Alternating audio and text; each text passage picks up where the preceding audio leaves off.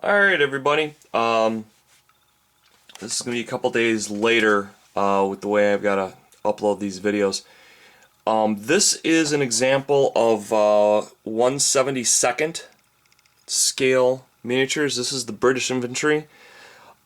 They're significantly less beefy. If you see the size of the figure, it'd be probably easier to just show you one in comparison. Alright, here's a GW figure. Okay? When you look at that figure and you look at the British figure, it's a little bit short. It comes to about his shoulder, maybe halfway up his head. But here's my ultra cool Zulu Warrior. They're significantly less beefy, and they are a paintable plastic, so they're rather light. But what I wanted to point out here was not only the level of detail. They've got quite a bit of detail. I mean, look at the musculature they got on that Zulu Warrior. I mean, that's freaking awesome. They've got a very high level of detail despite the small size. And the crazy thing is, they go for between 20 and 25 cents a piece, whereas, I mean, if you're able to pick up a GW figure for like $1, that's unbelievably cheap, and that's like secondhand off of eBay or something. Most of the time. With these, you can get 4 to 5 guys to one standard figure. So this box here, this box of 50 dudes ran $10. Nice, huh? And they have a very nice variety. I'm going to show you both groups. I haven't glued on the shield yet. I want to have them separate for painting. Let's check out these spurs that they come on. They're just like a GW spur, but instead of being in parts, maybe it is better to do it this way. Instead of being in parts, it's the whole figure. I mean, they got a nice level of detail. I mean, look at the canteen. Even the helmet's got texture to it. You know, you can easily make out the straps and everything. There's hardly any flash at all on them. And you get a ton of troops. This one is cool because it's got guys crawling. Isn't that cool? But, it's got, all sorts of stuff going on here.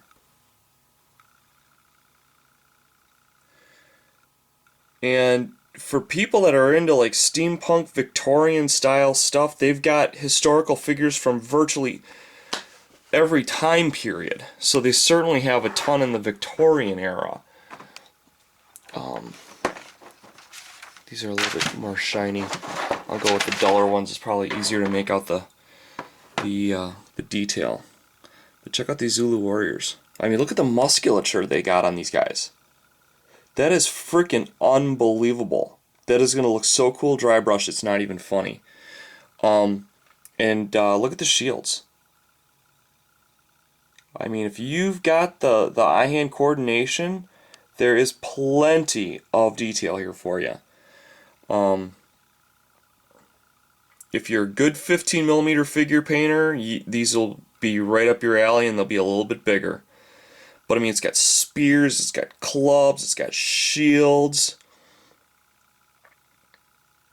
Dudes running. I didn't know that they had rifles, but they actually did too. So there's a lot of just cool stuff going on here. So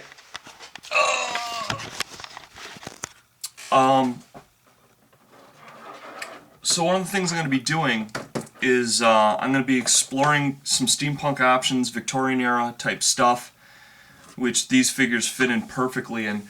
And I want to start mixing in a lot of, you know, the whole steampunk thing is built on the what if scenario. And I'm going to be really pushing the envelope. I mean, we've all heard of, like, you know, the valley, the lost valley of the dinosaurs and whatever. There's no reason that they couldn't be in Africa or other things like that. So you start looking at other figures again, toy figures for, you know, little kids, and there's some remarkably great detail in some of these. I mean, if you look at this figure, probably have to hit it again, I'm going over a blue, but it's got plenty of detail. You can pick out those talons. The skin has got plenty of detail to it. Look at that face and the eyes and whatnot. And they're really well in scale for a Zulu warrior. He could very easily be striding the back of that and riding into battle. Okay? Now you might want to push the envelope a little further. Maybe they brought up pterodactyls from the egg stage, and they can actually put like a saddle on this, but kind of like in a backpack format, where the Zulu straps himself onto this and this flies around carrying him. That would be like the equivalent of like the steampunk personal ornithopter, you know, jetpack or whatever it is you want to call it. There's tons and tons and tons of possibilities here, guys. Some of them are a bit small. Some of them are a bit small. But there's no reason you couldn't do something like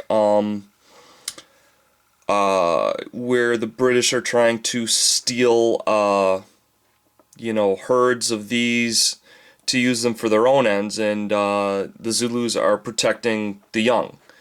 I mean, it just goes on and on and on and on and on. You can also get into I mean, like your little gag spiders, you know, that you sprinkle on somebody's bed or something. These look really, really good size-wise next to that figure.